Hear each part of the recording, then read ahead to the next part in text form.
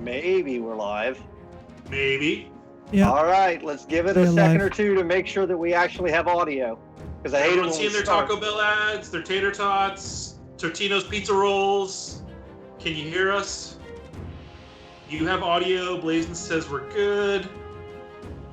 All right, they're talking about beard shaving stream. Obviously, they're there.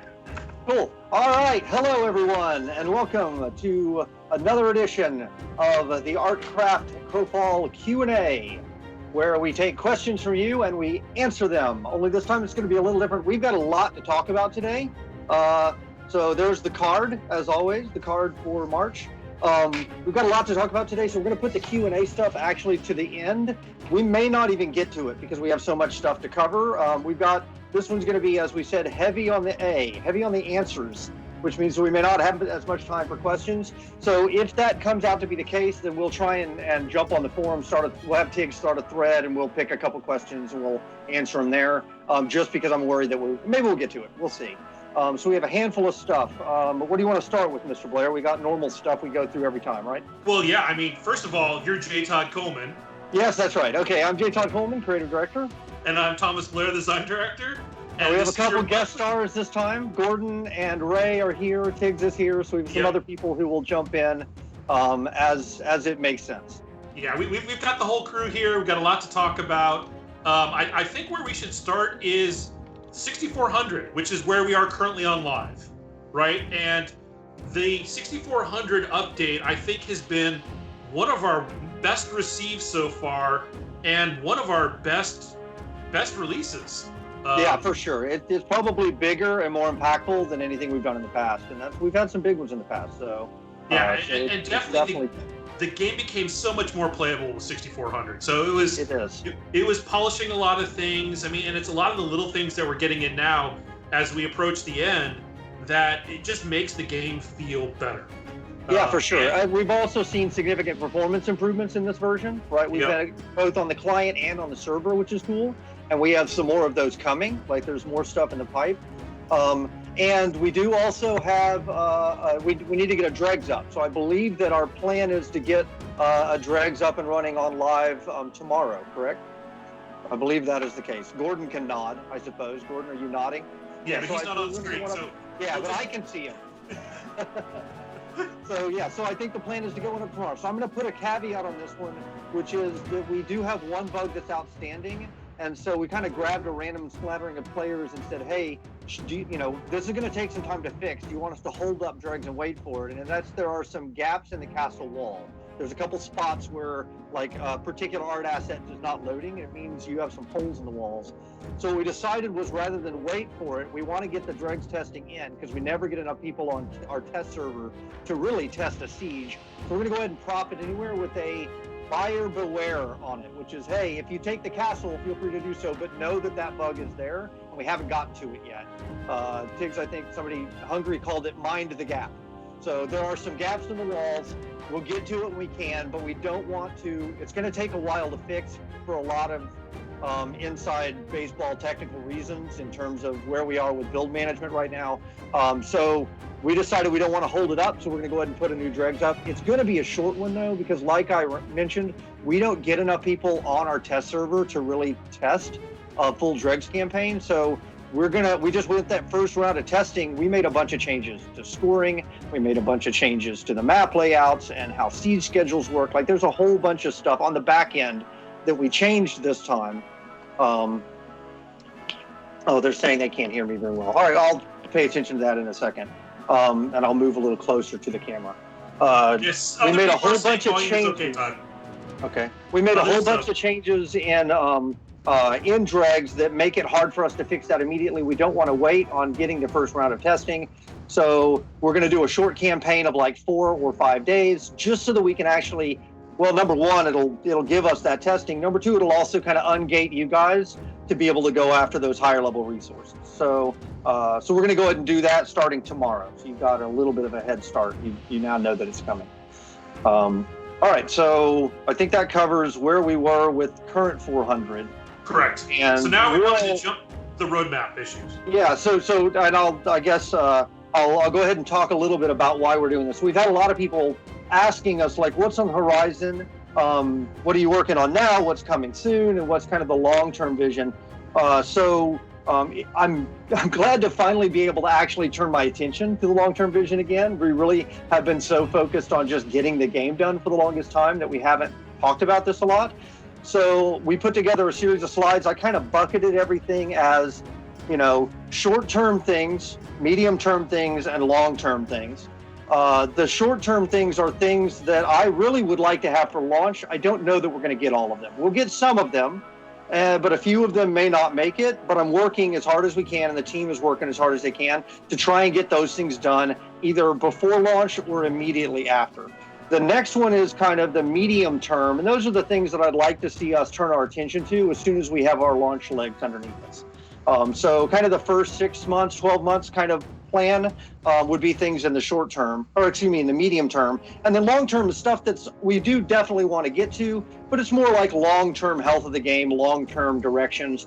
I will say, first of all, this is not an exhaustive list. Like, there's a whole bunch of stuff that we intend to do that is impactful and cool, but it didn't rise to the level of making it to this list. And this is also my list, right? There's a whole bunch of technical things that need to be done on the back end related to operations or tools or whatever. I didn't list any of that because that's kind of, again, inside baseball. So, okay, so why don't we just start with the short-term list, and we can go through and explain those things. I'm sure that this will also generate a ton of questions as well. So Emily, can you bring up the first slide? You get a roadmap. Short-term things. Okay, so the first thing that we're all really, really focused on, you guys know, and it's always the top of the list, is optimization. We're continuing to work on that. We've seen some pretty significant improvements, both on the client and the server. We had a great siege last week that was really busy and actually quite playable, though there were moments where the frame rate still dipped down. So we're definitely working on all that right now. Part of the problem with the gap in the castle walls that I mentioned is we're doing a massive optimization right now to castle walls internally. And to go back and fix that problem meant basically undoing all of that work, which would then be able to fix the problem, at which point we throw that fix away. And then when we come right back, redo all that work is now delayed. So I decided that I thought it was more important to continue pushing on the optimization, really even if it means suffering through a small 4 or 5 day campaign that has weird and wonky walls. So hopefully you guys can see the wisdom in that. So optimization, I would say, is kind of number one on the list. Factories is another one that I put very, very high on the list. We're actually working on that in the background right now. So I've got some hopes for it that I didn't have previously because I realized that the priority is really, really up there. So we'll see where that falls, but we are working on it. It's not something we've forgotten. I think it's kind of a critical part to making the entire harvesting, crafting economy loop work. Tournament arena. So this is one that we actually haven't talked about in a long time. We haven't talked about really since Kickstarter. We had a Kickstarter goal for a tournament system, and we're going to spend a fair chunk of the time in this Q&A talking about this one. So I'll kind of punt this one to the latter half of the Q&A, but it's something that I feel like is pretty important, and we'll go through the reasons why I think it's important and how we're tackling it as well. And I've got guest star Ray Shelley here to come in since he's been kind of helping drive on this as well. Increased storage. This is a quality of life thing that we know you guys have needed for a while. We have public chests coming for the EKs in this next version. And we have more that we need, right? We need vassal chests. We need all sorts of chests. It's a list of kind of a checkboxes of all the different checkboxes for each of the different permission types. And we are checking those off one by one. On the discipline front, we've got a round of balancing and curating that needs to come. So we're working on that. On the harvesting and crafting side, we put in kind of a shim for, when we took out passive training, we needed something in its place. So we put in a system that basically leveraged crafting to be our advancement system. I still don't like that. So we're taking a hard look at trying to move to the more long-term solution that we want, which is more similar to vessels, the vessel advancement system. It's just that requires some engineering help. The crafting solution was nice because we could do it all in design. Like, we didn't have to go back to engineers. The longer term solution is going to require some engineering support. So it's on my list of things we're trying to get to. And then soul binding is actually just a thing that I mentioned because it's a part of that. Is one of the things that is common in other games is equipment that once I use it, it's now locked to either my character or my account, and other people can't use it. That's something we don't have support for right now, but it could be a part of that advancement mechanism. So I've got that on the list as something we're looking at. I will say that design still a little bit in flux. Yeah, can I? Because I really want to reassure, because I know everyone's going to freak out about that, which is that's only for disciplines, and it's mainly because Todd and I don't like the fact that you basically sacrifice a discipline when you equip it, and then to upgrade it, you're actually in the hole because you can't use that one. So this is a discipline only thing that we're talking about, and it's mainly because right now you to unequip a discipline, you destroy it. And we actually want you to be able to use those ones again, or maybe even upgrade them, but we don't want the economy messed up by people just being able to unequip it like regular equipment. And if they do unequip it, we're also discussing there's one advantage to that, which is that you could then we could allow you to use that on a different character.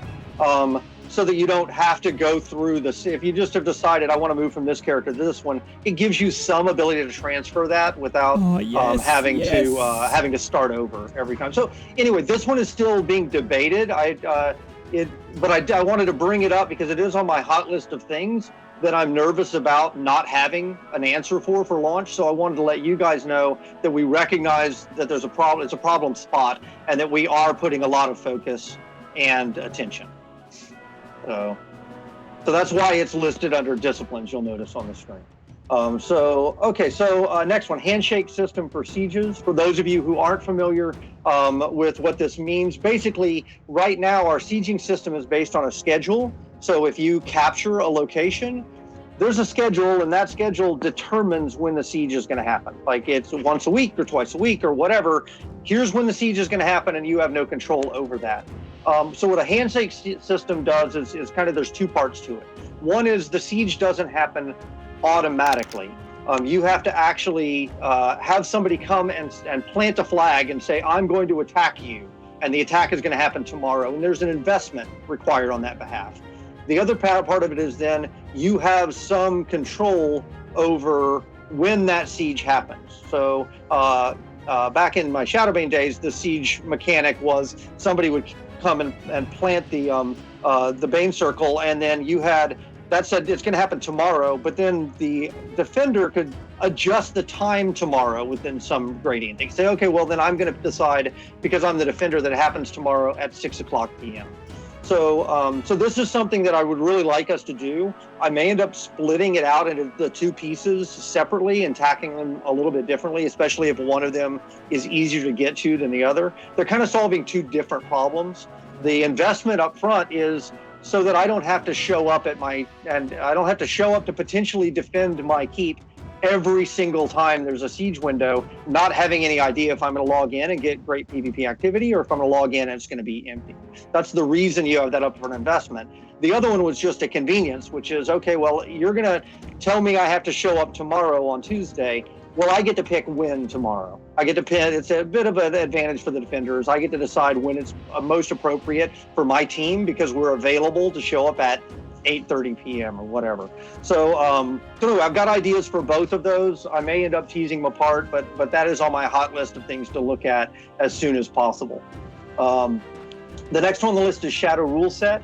Frankly, we already have the ability to do this. The reason that we haven't is we didn't want to prop yet another world, because every time we prop another world, that takes your player database and your peak concurrency, how many people are online at peak time, and it divides it by the number of places that they can go. If we could show that with assurance that we prop that rule set and we get more people now showing up than we got before, then it's worth doing. I haven't necessarily felt that way yet about the Shadow, so I've just been waiting, but it is something that's in our pocket that we can kind of do whenever we want.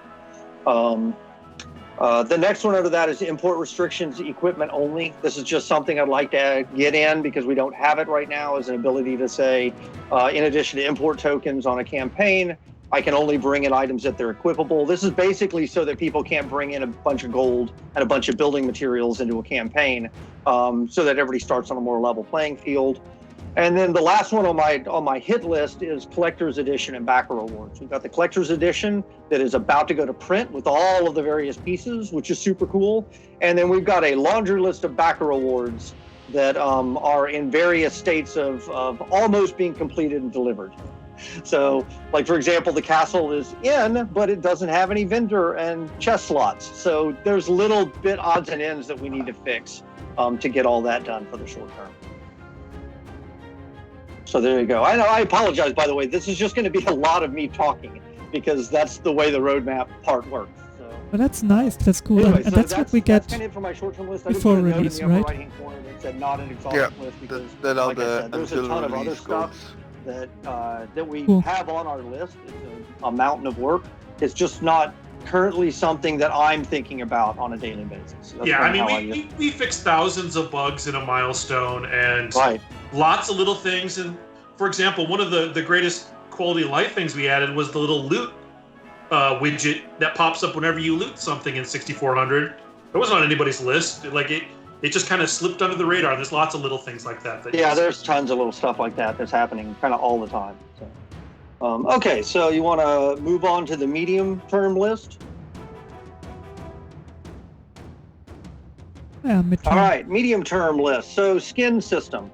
So the skin system is something that I definitely want us to have, and we do have some skins that we owe people as backer rewards. We've tried to kind of since we don't have the system in yet, we've tried to kind of hardwire around that, like with mount transmogrifications. That basically says, take this mount and make it look like this mount through the crafting system.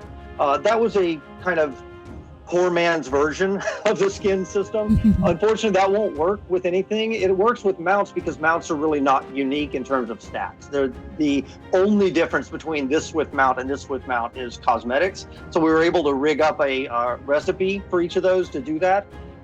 We can't do that with things that have stats. So eventually we need to have skins. And this is everything from mount skins and pet skins to item skins to effect skins to player skins, right? We actually have a whole bunch of really cool, interesting war tribe creatures now, like Iroquois and Urgu and Satyrs that would be fantastic to offer as player skins. We just don't actually have a system yet that allows us to do it. So there's both the cosmetic piece of make me look like this, but there's also the UI piece of I need to be able to go in and see which ones I've unlocked on my account and select the different ones. It's something that I would really like us to have. In fact, actually, from a business standpoint, it's a big one because it's something that can actually give us revenue, which we're going to need once we launch. But it unfortunately is just not core gameplay, and so it's secondary to the other stuff that is on the list. Like companion or stealth pet and tracking like is another one, man. I've got a bunch of ideas of things I want to do for stealth that could be really cool. But unfortunately, we just don't have the runway to get it done. So I put it on my list of things that I want as soon as we can actually afford the time and attention to get over to it. Universal PvP Leaderboard is another one. This ties actually into the tournament stuff that we're going to talk about later, but it's bigger than that because it also ties into campaigns.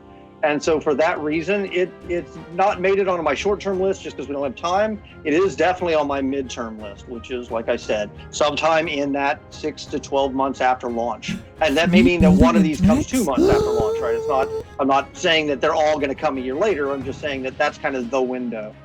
Caravan Revamps. This is one that we've been talking about internally, which is our pig system is... It technically works, but I don't love it. It doesn't feel great to use. So we've got some ideas of things we might want to do to rework caravans. So I put that on the list here. We'll continue talking about it. Happy to have your feedback and see where that lands. I still really like the idea of caravans. I just feel like the one that we have in right now, while functional, it's not as fun as I would like it to be. I've got a handful of campaign things I'd like to do. Free building and dregs. Right now we have dedicated slots where it's like, well, this is where your Class A building can go. In the EK, we actually let you do deed placement. I would like to open that system up to get free building and dregs. It's something I've always wanted, always intended to get to, but it's very, very complicated. Technically, it's a very, very big ask. So that's why we decided that it was something we were not going to be able to get done by launch. But I want it as soon as we can after that. In general, I want to take a look at the overall building loop in the dregs. We don't have a great mechanism for drains on that. So we need to look at building decay. that siege weapons to me fall into the same category as caravans, where they technically work, but they don't feel great. So I would like to take another look at that. And then lastly is partial interactions. So that we've had a lot of questions about things like, how come you don't give me the ability to do territory control, where in order to take this thing, I first have to take this thing and I can basically grow my kingdom. I would love to do that. It requires a level of technical interaction that we don't have right now, which is locations in the game talking to each other. If we can put in an interaction system to allow them to do that, that opens us up to be able to look at features like that. So it's another thing I'd like to look at as soon as we can after launch.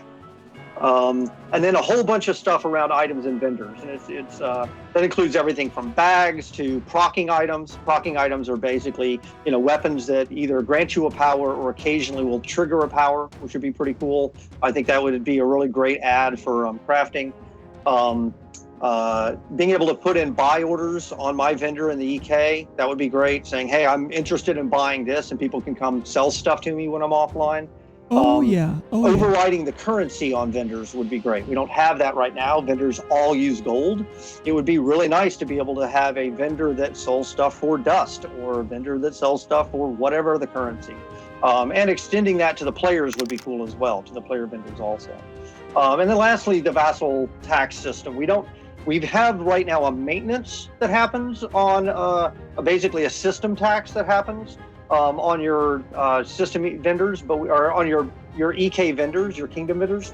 We don't have any kind of system where I can actually go and say, Ray, you can drop, or Blair, you can drop a vendor in my parcel in my kingdom, but everything you sell, I'm going to take 10% off the top. We don't have that. I think that would be really cool. So anyway, so that's kind of on my vendor and item list for midterm. Cool. And all in right, return, what else you got have for to us, repair Emily? the buildings. Another midterm Also list should very be up. cool. It should be, yep. All right, so race and class expansions. Handful of things I'd like us to get over to in race and classes. Crossover weapon specialization. This is basically, I've never liked the fact that our classes are locked into a particular weapon style. The challenge is it is a tremendous amount of animation, and we have to go through and touch every power in the game to say, okay, well, I want to use this power, but I don't have a two-handed sword. How will this power work if I'm dual wielding? How will this weapon work if I'm using a wide grip two-handed weapon? So it's more important for the tank classes and then for damage dealers, and lastly for support, but it is important, and I would like to get to it. It's just what Blair calls the work, right? There's not a lot of sexiness to it. It's a great output when it's done. When you actually have it and it works, it seems seamless and it feels great. It's a multiplier on the amount of animations that you need. So it's purely a cost consideration. It's something Blair can tell you I've wanted now since the beginning of the project, but it's always been out of reach. So Yeah, for years you've wanted it. I've always wanted it. It's always bugged me about our game. And it actually is a holdover from the fact that originally our game used archetypes like a MOBA, and we made a decision to do the race class split, right? Where now I get to choose my race, I get to choose my class. I can't only play a Minotaur barbarian. So I think that would be really good, is adding that. I also in general feel like we need more equipment variety. Things like being able to dye and color my equipment would be great. Having items that I can only get because I have a particular discipline. Shadowbane had that, right? There was a blade weaver, I believe it was, that opened up the ability to use elven long blades. Having a witch hunter hat that I can only wear if I'm a witch hunter. Stuff like that would be really cool. We just haven't had time to do it. Yeah, cool. We have I can also, on my team, people know that I have a basic OCD issue with things not being symmetrical. And we have still 11 classes and 12 races. And God, that bugs me. It bugs me so much. So at some point, as soon as we can get to it, we know what that 12th class is going to be. I think we probably have talked about it in the past. I would like to get that in, but it's not something that we're going to get to immediately. And in spite of the fact that it bugs me, it's not even as high priority as some of the stuff that's on the short-term list. We know what the 12th and then class lastly, is gonna just expanding the list of available races and classes, What is it? right? And I do like to have combinations that, I don't want every race to have every class necessarily. I like that things are, there's a little bit more thought involved in it. but I think that we could expand on the list. And that's, again, it comes back to primarily animation support to be able to do that. So the next one I've got on the list is disciplines, expanding the disciplines and increasing the variability. I don't know if you can, Emily, if you can show Ray at all, but he's got some thoughts on this, of stuff that they would like to do. Ooh. So I thought it'd be good for him to kind of talk about the ideas, even though we're not going to get to them immediately. It's a system-wise, it's a foundation for us to be able to build a whole lot of really interesting stuff over time. Is there a way to bring Ray up, Emily? Maybe not. I can just talk over if you want. That'll be fine. Or I mean, you can drop the slide for a second and go to the the Brady Bunch. Yeah, there we are.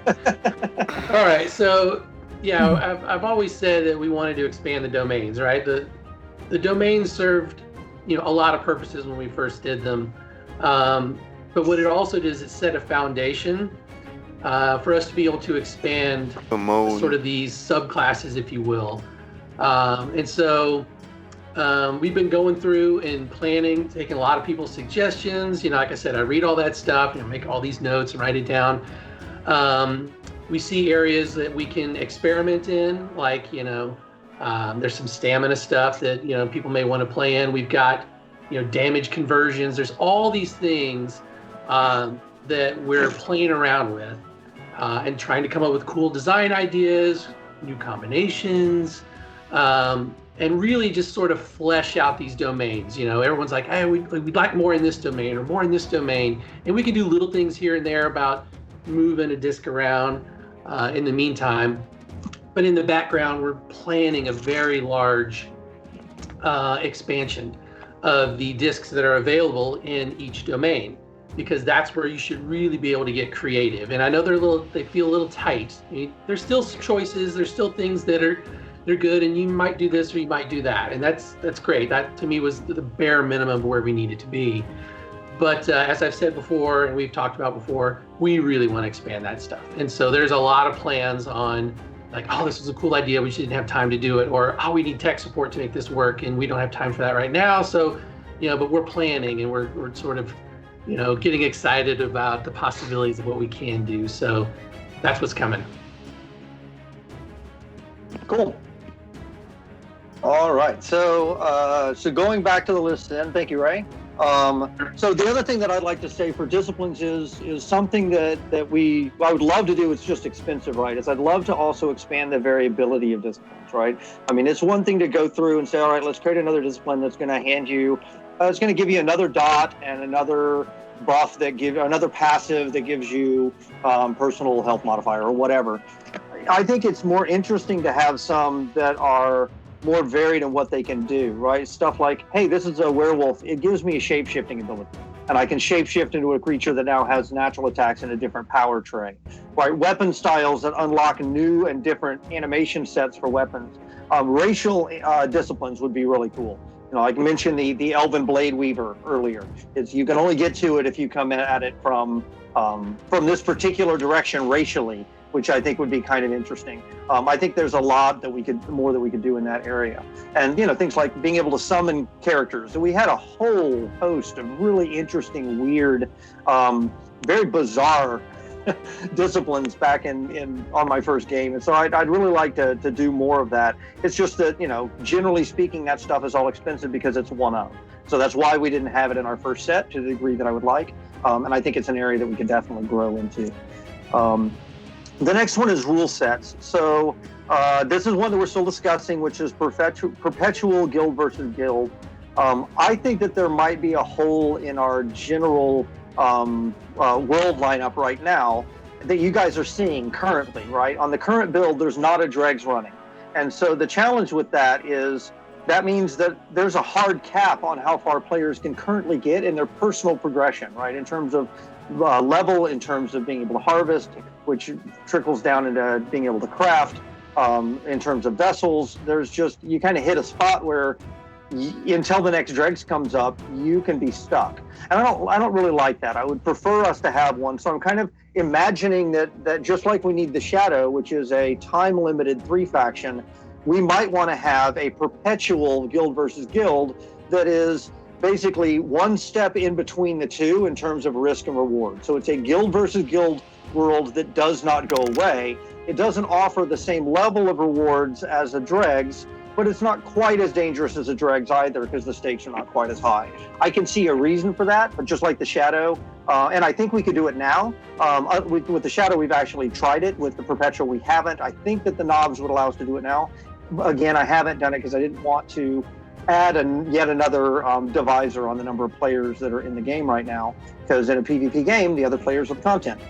So if you don't have other players around, you don't have any content. There's also guild alliance caps. There's some rules related to guilds and alliances that I would like to look at. I could imagine doing some campaigns where we set a max on the number of players on a team. It's hard to do that when you aren't running a ton of campaigns, because that basically is telling some people in a larger guild, hey, you can't come play here, or you can't play with your friends, and that really sucks. But once we have some mass and we actually have multiple campaigns running, I think this would be pretty cool to do. And there's a bunch of experimental rules that we technically could do. We just don't have the capacity. We haven't had the time. We talked about a long time ago doing a campaign where it's you basically have every time you die, you're out for the rest of the day. Like, you can't come back until the next day. That would be interesting. It'd be fun to try, right? It might be cool. It might suck. Playing with the looting rules, playing with group size, which we can do now, starting with friendly fire. I would like to do all of that. Like, we have built effectively a great experimental engine for creating new matches and worlds, and we haven't really now gotten to experiment with it. So we're finally at the point where I'm excited to be able to do that. That's more victory cards as well, right? We've got this ability to do victory cards and put them in to really change the flow of the game. Where they are now, they're almost more like group questing or guild quests. So I think we could really expand in that area a lot. It's a huge area for expansion. It's just something that we've kind of hit. I think we've kind of scratched the surface on what we can do. Yeah. The last one. Sorry, go ahead. Yeah, the victory cards one, because I think we shifted. Like, originally, if you remember, victory cards, they kind of encompassed all of the activities we had in Crowfall, and then we got some feedback that there were activities that people didn't want to do, so we cut those activities, like going out and harvesting a bazillion things or whatever. And then as part of 6400, which players haven't seen yet, in that dregs, the victory is now determined by campaign points and much less the victory cards.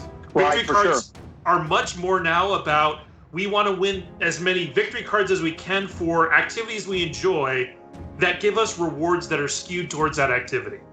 So that means that we can start bringing back some of those other ones, because the overall winner of the campaign is determined by more of the conquest side of the house. And that's the main thing that was really attractive to me about doing that, is it kind of loosened our ability to do more and varied victory cards, because at the end of the day, if you're not into one, you just don't do it. And it doesn't mean by doing it that you're folding your hand and saying, well, then I guess we won't win this campaign. Instead, now it's, hey, I get to choose whether or not I want to do this activity, and I think that's pretty cool. Yeah, and the rewards will get, Raymond and I have been brainstorming and coming up with newer rewards that fit each of the categories. And you see some of that, I think, from the 6300 rewards, where we put in a bunch of custom harvesting tools in there. They're really only useful for people who enjoy harvesting. So we'll try and get more of those out for more of the categories that reinforce that playstyle. So that is all coming, and that's content that the design team will build over time. Yep. And then the last one on this list is UI customization. So this is one that I honestly would love to have had on the short-term list. It's just not possible, right? I mean, ultimately, it's going to be a huge amount of work to rewrite the underlying UI system to allow the kind of flexibility that we want to have. Like, eventually, I would like players to be able to even do skins of the UI and actually expose it to the degree that other games have done. Usually other games don't have this at launch either, so it's not like we're alone in this one. But I do recognize that it's something that is a huge quality of life feature, so I would definitely like to get it. So I did put it on the list to look at as soon as we kind of have time to come up for air. So the longer term list, which I think the next slide jumps over to longer term, I'm not going to spend as much time going through that on a point by point basis because these are still very much in the ideation phase. This is more of I don't have a plan for it. I have a general thought that this is a cool area for us to go and explore. Things like a different additional biomes. We originally pictured our universe as being very much like Flash Gordon, right? The little floating islands, and they might be, and it's a bowl of Skittles is actually what we talked about, right? Is you spill out a bowl of Skittles and you've got red ones and green ones and yellow ones and orange ones. So you go to a world and it's a swamp world. You go to a jungle world. You go to a forest world. You go to a Feywood world. So I would like us to get to that. We kind of decided early on to put all of our concentration on one to get the core game working, but doing additional biomes and then adding architecture sets to that as well will make the universe really feel alive. So in the long term, it's definitely an area to get to. Another feature that we talked about early on and just never got to was animal and creature taming. And animal husbandry. I still think those would be cool. They're clearly not critical for us, so they are on the list. They didn't get dumped. We haven't really gotten around to thinking about it. I would put farming. It's not on the list, but I'd put kind of farming as the same. I'd put it at the same level of. There's some interesting thoughts and gameplay that could come out of it, but it's not super pressing. New campaign types is just basically a nod to the fact that we intend to continue experimenting forever. And then lastly, I think there's a lot of stuff we can do with the gods, right? So we've started to do that some now with victory cards, and sacrifice, but there's a whole bunch of other stuff that we could do in terms of having the gods summon incarnations on the world or having the gods do large-scale god-style events that players can influence. I've got a bunch of really cool ideas there. Relics would be really cool too. I think it'd be cooler if the relics actually were more of an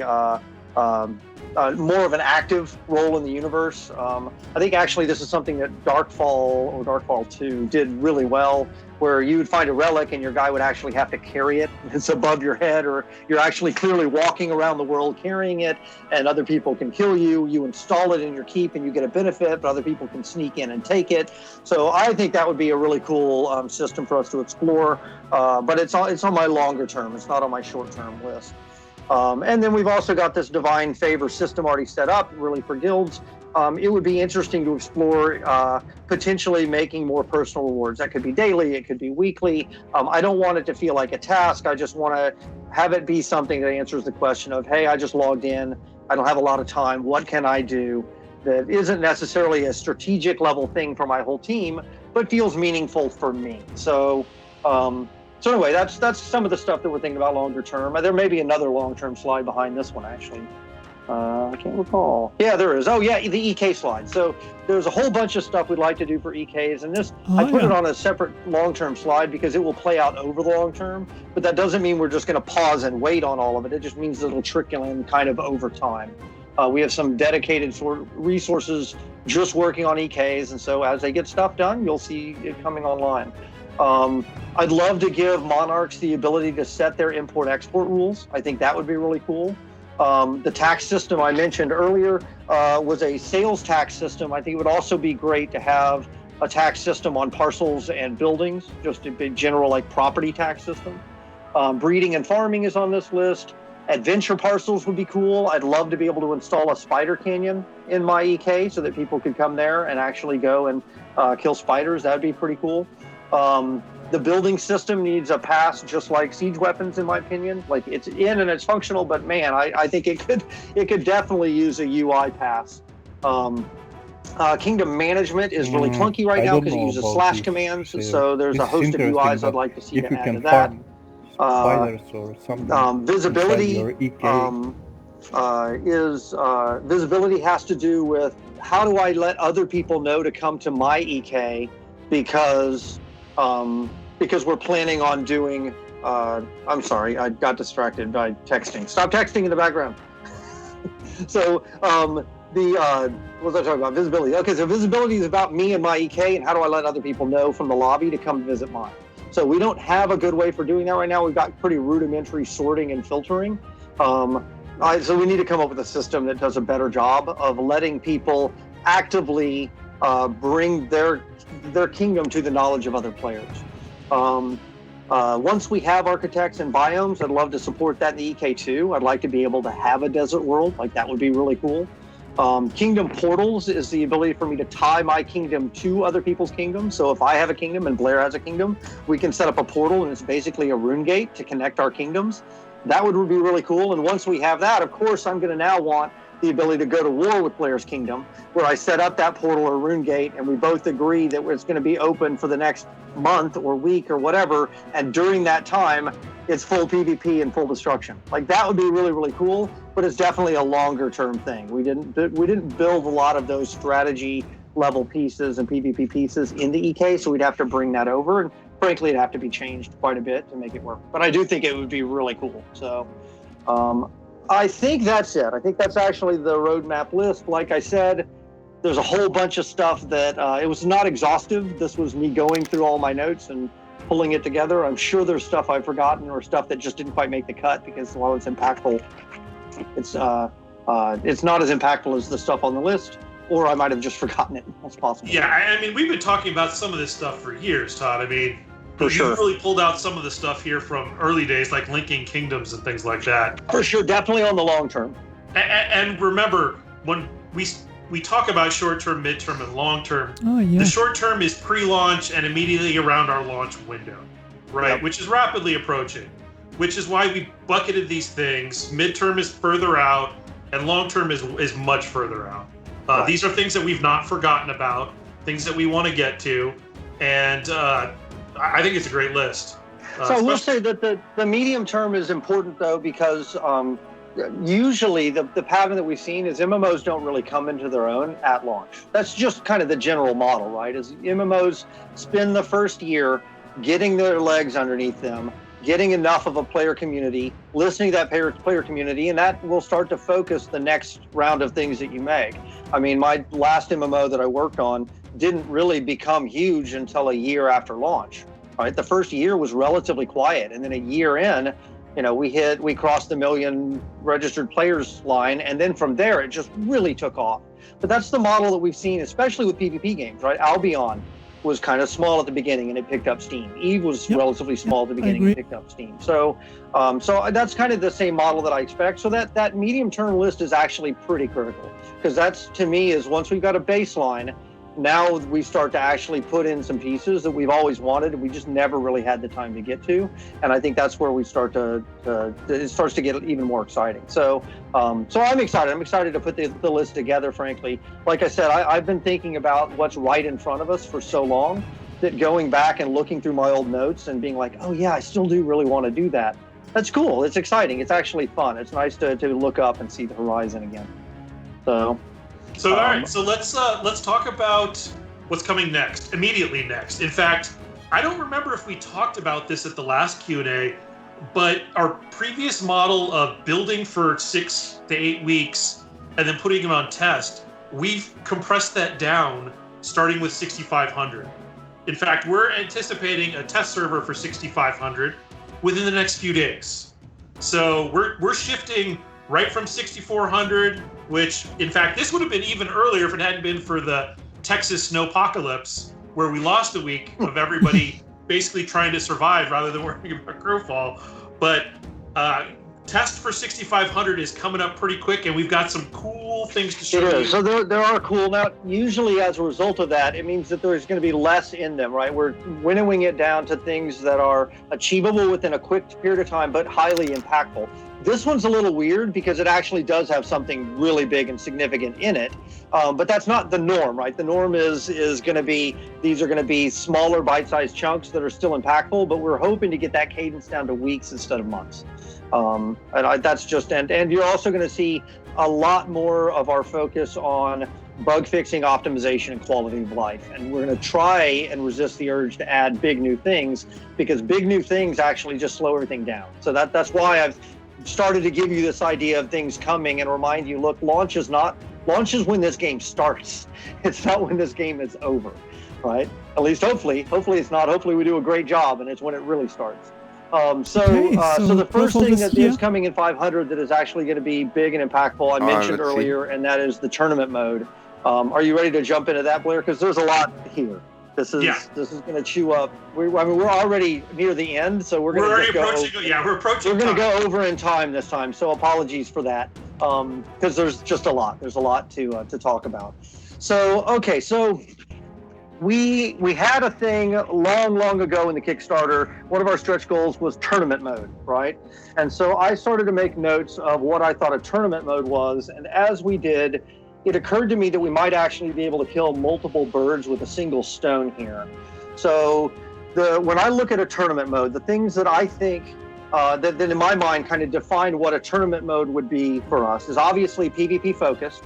I want it to be a level playing field because that leads to more interesting games. In order to be a level playing field, it needs to have a static team size and a static level band. And I also really want new players to be able to participate in this. I don't want it to be the kind of thing where in order to participate in a tournament, you have to go and do X, Y, or Z. I want a new player to be able to jump right in.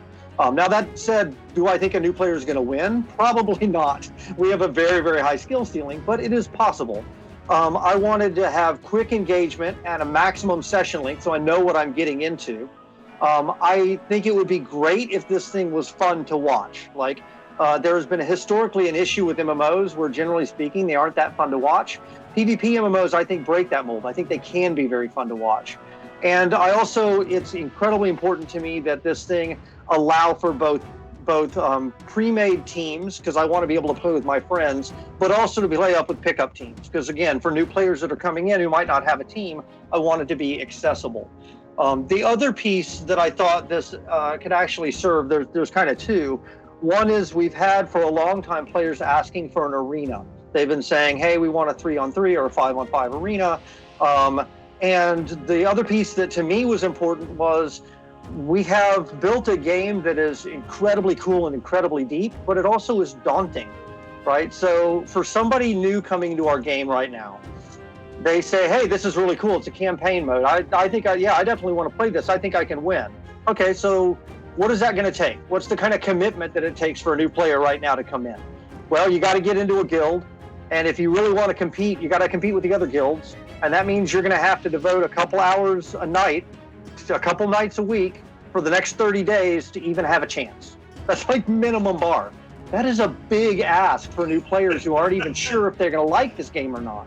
So to me, I wanted to have a bridge. I'll use the term, even though after I get off the phone, Debbie Sue's going to yell at me for using it.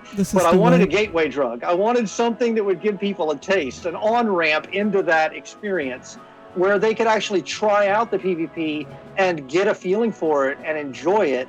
And then hopefully from there, tie it into the main game in a way that it drives them to want to go participate in the other game. I mentioned earlier the PvP games, your other players are the content. So if I hear somebody say, hey, I ran around your world, there was nothing to do. What I actually hear is, hey, I ran around the world and I didn't run into other players. And that's a problem, right? So we need to feed the game. I need a constant way to feed the people into the game. And I need to get over that hump of it being such a big ask. So I think we found a way to solve this. And the people who kickstarted us originally and started our first playtest, we named it Hunger Dome again. Because as a nice wink to those players, it's not the same, but it's actually very similar in a lot of ways. So what we came up with is an arena that is not just 5-on-5. It's 5v5, v5, v5, v5, v5, v5, v5, v5, v5, v5, v5, v5, I think. It's a 12-team match. And actually, Emily, can you bring Ray on the screen and then we can tell you which slides to pull up so that we can show you guys how this works? I mean, there might be an issue when you get 2 or 3 So Ray, teams do you want to explain the map? Why don't we start with the map? Okay. Well, actually, let's start with the basics. So the teams are 5-man each, right? Right. And you got 12 teams coming in. 12 teams. And then start with the map. All right. So at least what we've got now is it's a circular map. Nice. We have the 12 god statues along the edge. And each team starts at one of these statues. Now, you'll notice that little ring there. That is the hunger. And so the hunger will start to shrink over time, sort of driving you towards the center, right? Now, there are forts, keeps, and eventually a castle in the middle that players can capture. Now, in a lot of games like this, of course, you die, you're out. But if you own a fort, a keep, or a castle, that gives you a place to respawn. So with this map, you can start to see how teams are progressing. Like, oh, this team has captured this one. You can either try and take it from them, or you go capture another one. Sort of give yourself a home base, if you will. I don't know how much more you want me to drop on. Just no, I think it's fine. So let's talk about some of the key things that are important in this. So it leads to, we've played a lot of this. I mean, we've been playing it daily now since we got it up. And I will say, first of all, it is really fun. Like, it's a blast. It is really fun. And we're terrible at it. Like, I'll lead any meeting I'm in to make sure I make the play. Yeah, when the play test starts. So the thing that's interesting about it is a team is eliminated when their last player dies, right? And that could be death to the monsters, it could be death to the hunger, it could be death more likely because you've been eliminated. But that does mean that you have this really interesting musical chairs / dodgeball get out of jail mechanic going on, where it goes from 12 statues down to 8 forts, down to 4 keeps, down to 1 castle. And it plays out over 4 quarters or seasons. So you've got spring, summer, fall, winter. And so the fog is actually going to push you in to a smaller and smaller number of locations, which is basically forcing you to fight. So the players that come in at 30 at max level. So and you've got 2 options there. In fact, Emily, can you bring up the archetype, the team roster screen? When you come in, this is what I was talking about earlier with being able to be approachable to new players, like League, right? You actually have 2 options here. One is archetypes. So we have a rotating roster of characters that are 30th level characters that you can just pick one and go. So you just come in and you say, hey, this one looks cool, I want to pick it and go. Or you can choose any of your own characters that you've leveled up to 30 plus. So when I said that I wanted this thing to tie back to the MMO, I did. So clearly the players who really enjoy this and really dig this mode, you're going to be able to go in and actually say, yeah, I definitely want to play this Duelist Slayer, but I don't like the particular talent trees that were chosen or the disciplines that were chosen as part of the archetype, so I'm going to customize my character. The goal here was to let people get in easily. So we made sure to pick characters in the archetypes that were relatively straightforward to play. Like, we didn't choose the ones that, if you don't know how to play them, you have a tendency to blow your own head off. Yeah. But you come in here, there is a grouping system that we've enabled for this at the lobby level called a murder of crows. So I can invite my buddies into that, and then when we join, any slots that are not filled by murder members, by my fellow teammates, will be filled randomly with randos.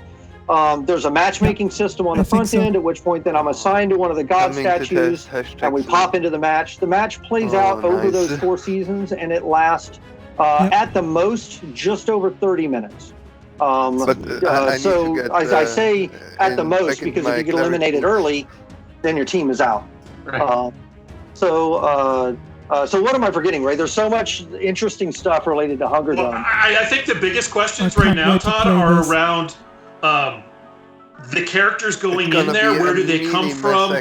Does the stuff in there matter? Do they take that stuff out with them? Yeah, so so that's actually a great point. So your equipment is not brought in with you. You come in naked. We can build the there is a game of running around the world, scavenging, killing monsters, and trying to get your equipment. But you have to balance that against your need to take a respawn. So if you decide to break immediately for a fort to try and take it to get the respawn, that's time that you're not spending gearing up. But the monsters die incredibly fast. The gear is really quick. There are chests located around the world that have stuff in them. It is a high-paced, high adrenaline match. It is run. From the moment you are in, I never find that I'm idle. Right, I'm constantly running. Yeah, it's super, super fast paced. And the thing I'm also noticing is there are multiple viable strategies. Like you said, do you beeline it for a fort to try and get to that respawn point, or do you ignore it and try and gear up? Maybe backcap somebody, or try and find a team that's spread out and try and eliminate them. There's a lot of different strategies. We've even seen teams split up at the beginning, which is kind of interesting, right? We've seen all sorts. We've seen teams that that tried. We've seen teams of people trying to use stealth, and we've seen people. I mean, it's all over the board. We haven't yet found a single winning strategy. I'm really excited to get you guys in though, because I think you probably will find some, and then we'll have to adjust. We have put a few restrictions on already in terms of what a team can be made of. We do not allow you to have more than 2 tanks. We do not allow you to have more than 2 support. And we do not let players repeat a promotion class. So those are our 3 restrictions right now, though we may change those. That's just where we're at right now. It's interesting because it is, in a large way, it's basically a super condensed version of Crowfall on steroids, right? And it does have persistence. But the characters that you bring in are cloned versions of your characters. So anything that happens to them there does not then reflect back onto the original character. So, so that doesn't make any difference. It has archetypes like League of Legends and a symmetrical map like League of Legends, but it does have the fog and elimination like a Battle Royale. This is why I was jokingly calling it an MMOBA to Debbie Sue when she was asking me what the hell is this thing. I was like, well, it's a little bit of everything mixed together into a unique alchemy. The thing that's really interesting to me is that it works, right? Like it actually is really, really fun. Been dreaming about exactly this. And it's a couple short. Of years It's ago. really Wow. it gives a question to what happens if I just want to get It's in like Christmas. for a quick session. So I will say that there is a fear that some people will bring up of, well, in March. you know, what if people are always in this and they're not in the dregs? Better than Christmas. You know, or they're not going to join the campaigns as a result. And that is a concern, but the goal of this is to increase the overall number of players dramatically. Maybe Right. Frankly, we have to do mind. that for launch, and this was part of our answer to do that. Is how are we going to go and get a much larger group Simple of players metaphysics. than just the community that we have right now? We love you guys, and you're awesome, but we need more of you. And so this was our way of doing that. Is it opens up True. it opens up the game with an entry point that is super casual and super easy and super appealing, I think. And then from that, as people get into it, you know they're going to want to customize their character. They're going to. I already felt it. The second I got in, I was like, why the hell did you choose this, Ray? And he's like, that's what I put on the archetype. I'm like, well, I don't like it. He's like, well, then go make your own character. Go make your own, yeah. Yeah. Right. So, and some of those points or questions, real quick, that I've seen in chat. You access this mode through the lobby. It's not through the lobby. If you're, and when we start testing this, we'll be flagging accounts, and only accounts who are flagged will be able to see the buttons to actually go in there. And the other big one is, as Todd pointed out, since it's a clone of your character and you don't keep anything in there, we kind of went nuts on the itemization in there. In fact, I created a bunch of items that aren't to be found in Crowfall proper, that are only Hunger Dome items, but it's cool stuff that I'm able to experiment with that I don't have to risk polluting the MMO with until we actually like it. So Hunger Dome is actually going to end up being a nice testing ground for some of these things. Like Todd had me throw together a permanent See Invis amulet, right? It's one of the rare ones in one of the chests, but it totally changed his gameplay, and he got incredibly excited about it. Yeah, it was really cool. In fact, it's one of the most excited times I've seen Todd about any of the itemization in our game was after playing a match and he got that thing. So you're going to see a lot of fun stuff in there, and it lets us just really go, you know what? After this match, these items don't have to persist. So we can go nutso on anything that we think about for stuff that's in there. I was like, he's like, where's the mech suit? It's like, well, we can't put a mech suit in because it's fantasy, right? No, but I like there's an amulet in there that is a feather fall. Basically, you can jump off of anything, no matter how high, and you don't take any damage. Like, it's just interesting, quirky, weird stuff like that makes the match, makes the individual game more interesting. So one thing we should talk about is scoring. So the first round of scoring that we have for this thing, and this is why I wanted to talk about scoring, the universal scoring, which is something that's not on our launch plan, it's on the short-term plan, I think. I would love to get it in, I just don't know if we can. We do have, though, individual game scoring, because that's necessary, right? We keep track of what your rank is, both of your team and your individual rank on completing each of these matches. And we do have an ELO score that we're going to track and we're going to use for matchmaking purposes, because we want to actually have people able to go up and down. Longer term, we need to grow that. Right now, it's only Hunger Dome specific because we needed it for Hunger. It was kind of minimum viable for Hunger Dome is we need to put people in appropriate matches. longer term, we need to actually extend that out to be a full leaderboard system with ranks. I want it for Hunger Dome and I want for the campaigns. Like, we need to actually have a career progression or career profile, if you will. But it's not something that we had immediately. We just didn't have time. In fact, I actually think we've got some mock-ups of what the in-game scoring for Hunger Dome looks like. I don't know if I got that one over there. Oh, did you not? Okay. No, I think I ran out of time to get that one. Okay. Well, actually, we've got that video too. Why don't you just play the video in the background and we can kind of continue chatting. It's just, and this is not meant to be a super glossy video. This is meant to be like, all right, grab me some B-roll footage so that while we're talking about this thing, people can kind of see what it looks like a little bit. So if we've got that, we can go ahead and play it. I think in that video at some point there is you do see a shot of the scoring. Now it's a mock-up, right? So all the data is faked out data. So that's the castle, the center with the vortex. There's the play button. That's the team roster where you can go in and select your character. And there's the archetypes. This is, you can see this is the map with all of the things. I mean, this version of the map, they were all claimed by a test faction. But you run around, you claim these locations. This part will all look very familiar to you. All through this map, we've scattered things like Chest and Stoneborn Ruins and Hungry Villages. And there's your scoreboard at the end where it shows the teams in rank, who they were eliminated by, how long they lasted, and then off to the right is the players on that team where they fell. And then at the end, towards the end of the map, the hunger actually slows down to buy you a little bit of time in this last kind of what we call the basketball court-sized arena, where it gets winnowed down to just the winning team. Yeah, I know there's some questions about the various levels, like from 30 to 35. Right now, you can play 35s, can play with 30s. There's a few things in game that will sort of close the gaps, like Blair was talking about some of the itemization. There's some jewelry that will sort of help in some of those regards, give you some boost to stats and whatnot, including your caps, to sort of help with that. But the equipment also has been rebalanced a little bit. It's not quite as flat, so it's a little bit more. It's a little bit more of a curve on power escalation. And so, and we often joke internally, like, hey, we've got some people who are taking things pretty seriously and they're getting pretty good, and there's got groups of people who tend to win more than others. And because Crowfall does have a nice skill ceiling, right? It's pretty high. Anytime we start to feel good about ourselves, like, oh yeah, we're doing great, and we realize, we could be on decked out 35s, and we could go up against a team of just bare bones 30s with our players, and they would wipe us. Yeah, so that's the thing.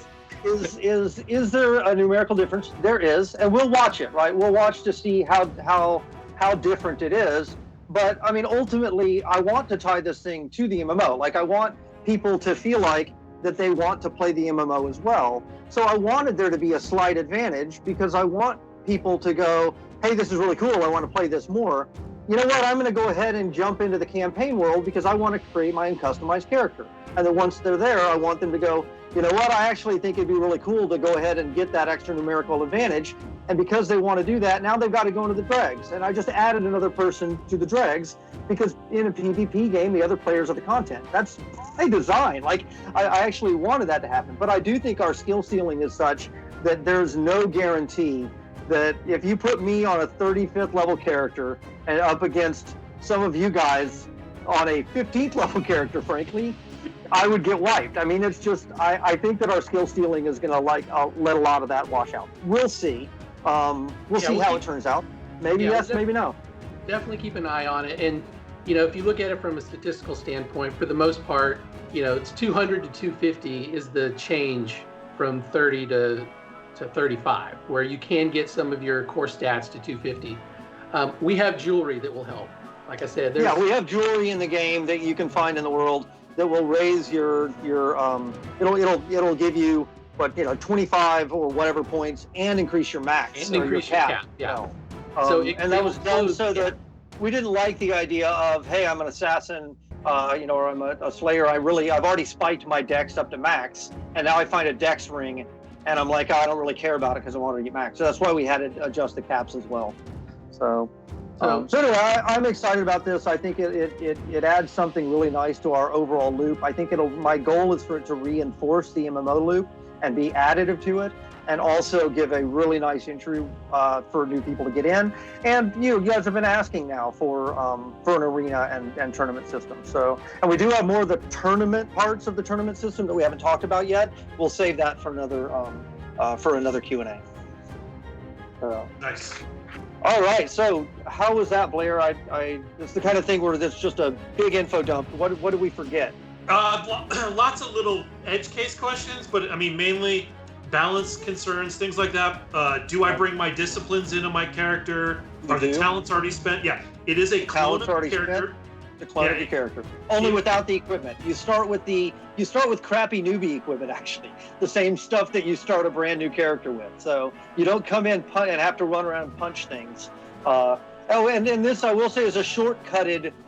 This entire session, like we tried originally to say, like, okay, how much do we include harvesting and crafting and stuff like that? And the answer is this session is just too fast. So this particular session is not for harvesting and crafting. We looked at it and it just didn't make sense. It is a full-on PvP match. That's the goal of it. Yeah, I mean, it's very exciting for the like. I heard this was a PvP game, but I have to do all this MMO stuff first to get to that.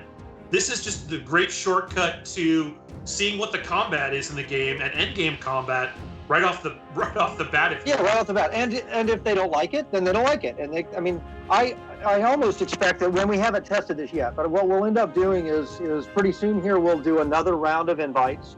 I think the next one is 12.2. So when those, and I really would like to get this, at least get Dregs up before we do those invites, if not Hunger Dome on the test. But I'd like to get people in, and I'd like to try out putting people in through two different new player experiences. One where we put them into the current NPE, the new player experience, and the other where we actually just say, all right, well, here's Hunger Dome. Here's a quick video that is a 30-second version of what we just explained to you. Go. And see how they both track. Or maybe allow people to choose. Say, hey, are you ready for the MMO? If you are, go through door number 1. And if you're not, and you just want to jump immediately into the fight, go through door number 2. I think that would be interesting too. So there's some trial stuff there. Yeah, that very much reminds me of, you see this a lot in console games where they make you the most powerful character, they make you the end-game character for like a 3-minute intro, and then they set you all back to 0. Just so you can see where the game is going to end up, but they show it to you immediately, and then they just set you back to 0. But for us, it's going to be getting into one of our most important, if not the most important element of the game, which is our combat.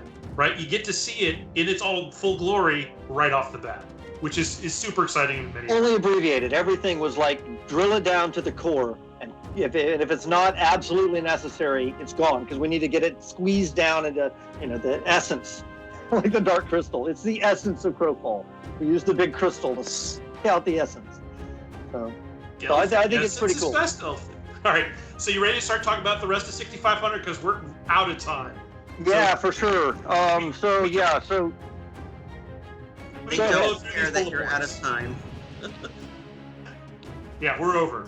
All right, so I think we lost Ray. So thank you, Ray, for joining us. I don't know if he's still in the background or not. Yeah, I'm still in the background. All right. Well, thanks for help. Yeah, it was a lot of fun. Okay. All right, Ray, Blair, what do we have to go through? Okay, so we came up with a plan for the factories.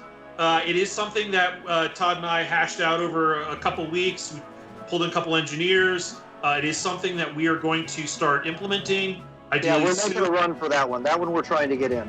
Right. So it's a way to take basically an item like a sword, put it into a thing, and clone that thing multiple times for a different cost potentially of the end item. It would be a great way to quickly gear up a guild or whatever. Yeah, so the key there, so let's real quick, we'll hit on it because I know it's just adding a bunch of questions. So the idea is I have a sword that I actually did experiment on. I feed it into this thing as a parent object. I then have to put a whole bunch I have to put the resources in that it would take. If I want to make 5 of them, I have to put in the metal bars necessary to make 5 of them, but I don't do the experimentation again. And when I hit run, they all produce a copy of that. Copies cannot be copied back into the machine, and the original takes a durability hit. So that over time, as I'm using this thing, I'm chewing up durability, so I can't make infinite copies.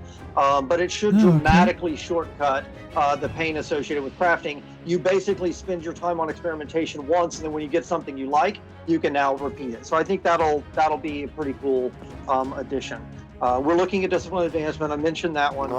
Loot protection. That's one that came up. So the I did Craftless will put be in another order for us to change the loot protection on dregs so that you have a drop rate. I can't remember where we set it to, but it's something like 50%. So even if you have those harvesting runestones that protect your particular narrow band of items related to what you do and have invested in, on dregs, that protection is less in accordance with our idea of higher risk, higher reward.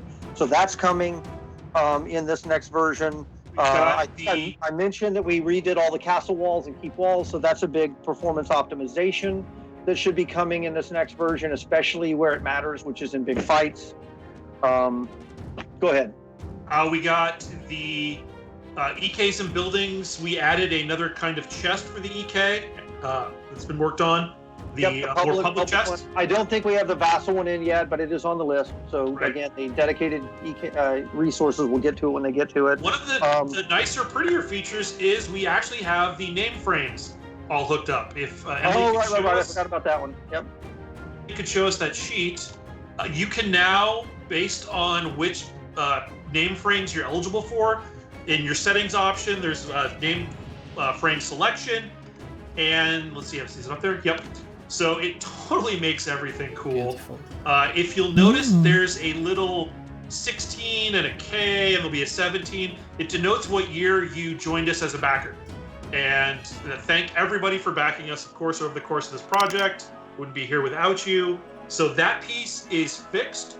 The rest of the frame you can customize to any of the ones that you are eligible to. They look great.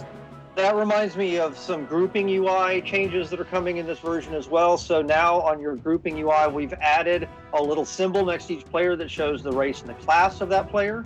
And we are putting a symbol and a color on each of those so that on your compass now, if you're looking for not just any team member, you're looking for Bob, you know that Bob is this color and the symbol. You can look on your compass and see them. So we've got some general compass improvements.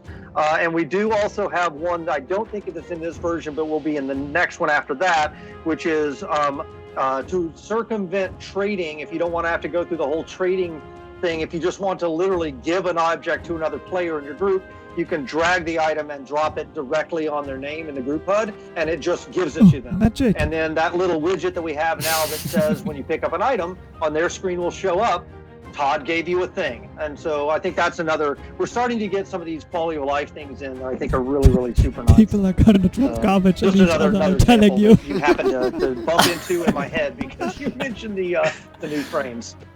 So it's like, oh, and you're going to get the one right after. Which is also where we've got a crafting UI enhancement. I've talked about this in the past. We actually pulled the trigger. It's not going to be ready for 6500. We're going to push that into the next one. I want to give it a little more polish than what we've got. I do want to show you where we're going with it, though, because there has been effort put into it, and I've been promising this one for a long time, but it is going to be the update after this, 6510. Emily, could you show that real quick?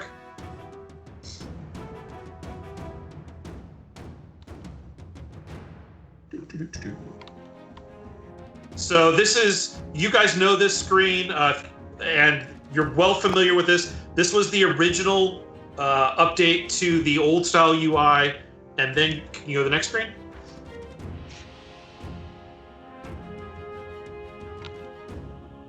So this is now that's one of the oldest UIs in the game, right? Right. So now I think this is the last of the old style UIs being pulled out. And in this case, you can see it has this, it's the same game. We've kind of optimized it all onto one screen. You can rename on this screen. We've gotten rid of the screen after this one. And then if you go to the next one, where you've actually got your results. And now the cool thing is the results are color coded. So you can tell which one, this is the selection screen.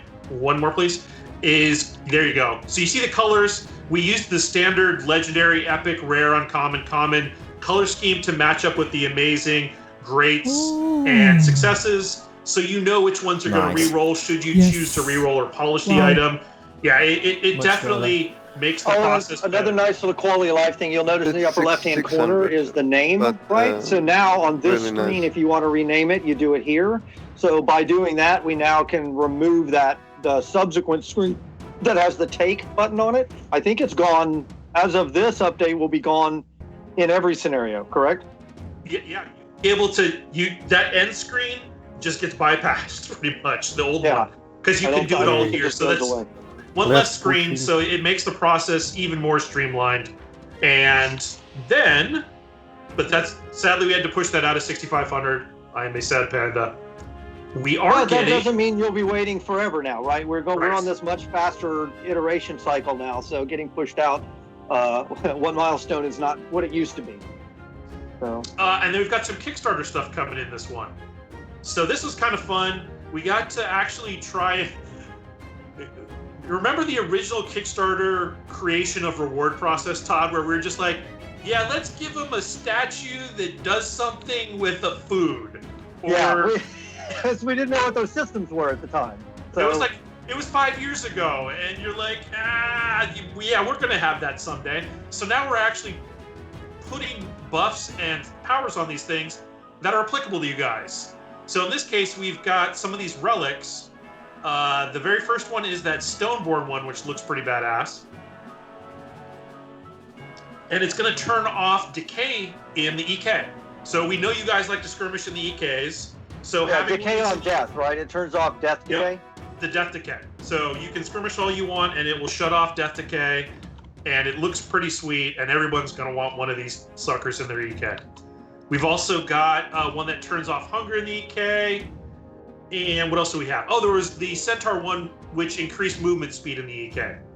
So a lot of the things that just would make it nicer to move around, do whatever you're going to do in the EK, we're putting those things in for all of these old rewards. I think we even did some telethon rewards back. Remember those? So we're now actually... Yeah, for sure. Those are, yeah. So we've got a giant laundry list of, hey, now we need to actually get all the things done. And there were two of them, in fact. There was one which was what are all the digital rewards that we've ever promised. We need to go through them and make sure that they are in the game and the functionality works and they actually are in the right bundles on the web and you can import them. Like it's a pretty good amount of work actually just in auditing that stuff. And then we had to do the same thing on the collector's edition, right? The collector's edition had all the miniatures in it. It had the art book. It had a thumb drive. Like it has a bunch of cool stuff in it that we had to go through and kind of each one of those has its own separate manufacturing line. And then we have to pull it all together and get those shipped. So Debbie Sue and the marketing group took over that process, and I'm really happy with the result. I think it turned out great. I think the people who jumped in at the beginning and picked up the collector's edition are going to be very, very happy. And it comes also with a couple buddy codes that you can use literally to give a copy of the game to friends, which is really cool as well. And the next one, which is one that goes back to some of our original concept art, which is the EK crafting station of the Forge with the Stoneborn Thrall. And if you remember that old concept piece with the Thrall work in the Forge, we actually got a pretty good Thrall in there. We still need to give it whatever buff it's going to give, because again, we're trying to keep the EK stuff in line with the campaigns, but we just wanted to make it look good.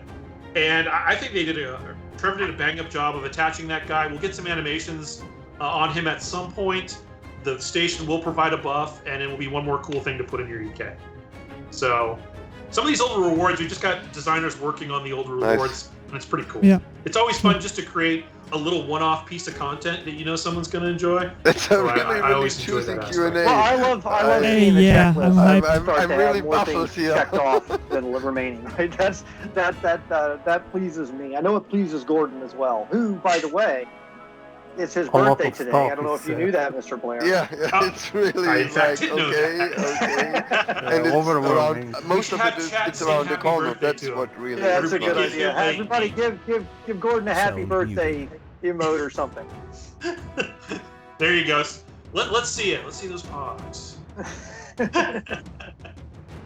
Okay, so the other thing that's coming in 6500 is we've got some more performance optimization. I actually saw the fade in, fade out tech last night, which is so much better for when assets come into range on your view instead of them just popping in or popping out, right? Yeah, Because we're for pulling them out. The fade in, fade out is just, it's so funny. It's all these little things that you need to make the game look good today compared to Oh yeah, actually. So speaking of which, there's another one that we should hit before we get off.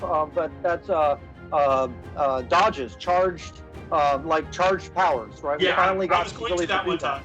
Okay, yeah, definitely, because that's a good one. Yeah, that's a good one, and I've got a story about that one too. The final thing that's coming in is this game guide for the web. Is it Christmas again? I mean, it's getting cold here There's again. so much more that I'm just sitting remembering things, and I'm like, oh yeah, that's in there too. There's a lot. But final thing you want to talk about? We're trying to get you guys some more web assets for the characters, the general overview of the world, the God, the Bestiaries. It should be useful for everybody.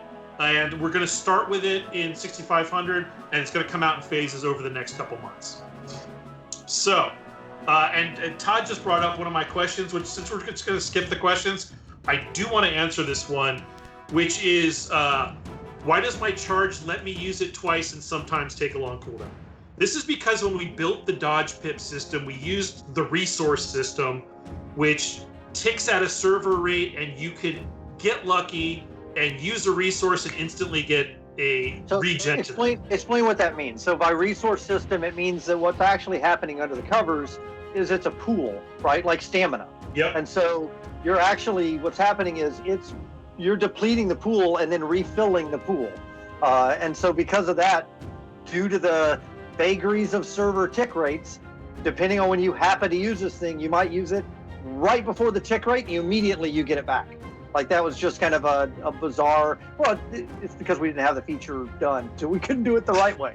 So we used what we had under the covers. Right, and I mean, typically you don't really notice this when you're playing because health and stamina regenerate every 1 second. So if something happens on the time period of 1 second, it's not something you really know, oh, I got an extra health tick, right? It doesn't really matter. However, dodge, of which some races only have one, yeah, we need a screenshot of that shortlist, right? And so I think with 6500 and 6600 you can do a lot of check modes. Submitted probably, it was 2 years ago when I This looked at the year, ticket this date. year. It's always exciting to get these really old legacy things. I'm like, man, this is a problem. We need to solve it. I'll put a ticket in the system and we'll get to it. And someday that ticket comes and you're like, oh my God, we're finally doing that. And this one happened to be a 2-year-old ticket, which is for a way to say a power can have a number of charges. So basically in 6500, you're going to notice in the lower right corner, we now have the ability to say you can use this power back to back, and then it will have an individual cooldown on that power. So dodges are the first power group that is getting converted over to this. So you will notice now that dodge, if you have 2 of them, it'll have a little 2, and you can use it back to back, and then the cooldown the slot will cool down, and then it will cool down again, and you'll get your 2 charges back.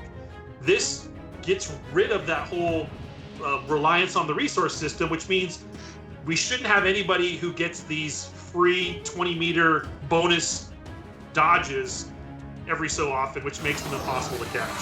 So I'm really excited for this one. I love it when old tickets finally come in, and then we're able to make the game better for it. It is going to change combat a little bit in that you won't have people randomly getting away and getting 40 meters out of a 20-meter dodge, which is pretty cool.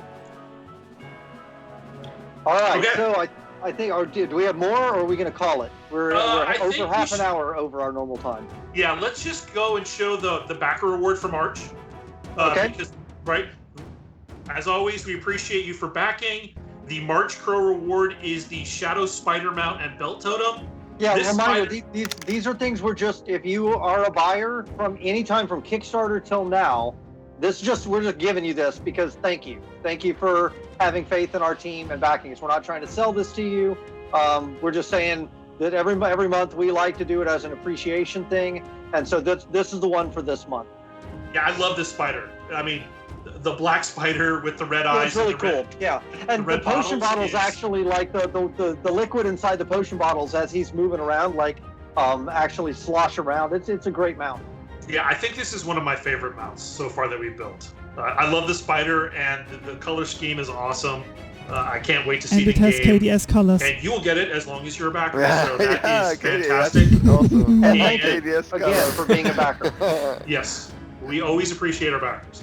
And again, all the feedback you guys give us, always leave it on the forums. Somebody will read it. And yeah, we are so far over time. We are not going to do the rest of the questions. Yeah. So okay. So just to summarize, so we're gonna try and get a dregs up on live for you guys tomorrow. Just mind the gap. There's the gap problem. The reason we're not fixing it is 500. It's being fixed in 500 as part of the entire castle optimization piece. And we didn't want to go back and fix old assets. It would have been a giant pain in the ass and would have actually delayed 500 to do that. We didn't want to do that, so it's just, all right, we're going to have one dregs campaign where the castles have gaps in the walls. Sorry. That's fine. We're trying to get 500 up to test imminently. We're working on it now. There are pieces of Hunger Dome in there. They're not yet quite ready. Technically, the map actually works, but the problem is matchmaking is just coming in hot right now. So at some point after 500 hits test, then we will enable Hunger Dome. We will likely go ahead and give you guys warning. My guess is we've been doing Hunger Dome tests now on a daily basis. We have a set hour where we invite the whole team to come in, and whenever we have a bug that causes it to not work, the team gets really pissed at us actually, which is a great sign.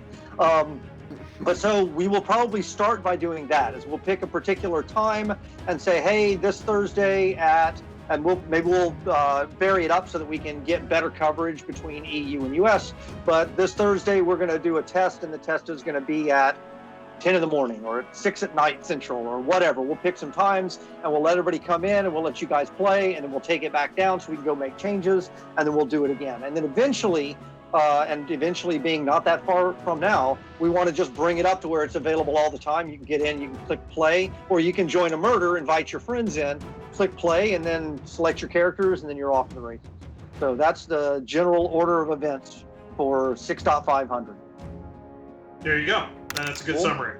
I need to quit my And job. I think we should close it out on that because, again, we Awesome. are 30 minutes over.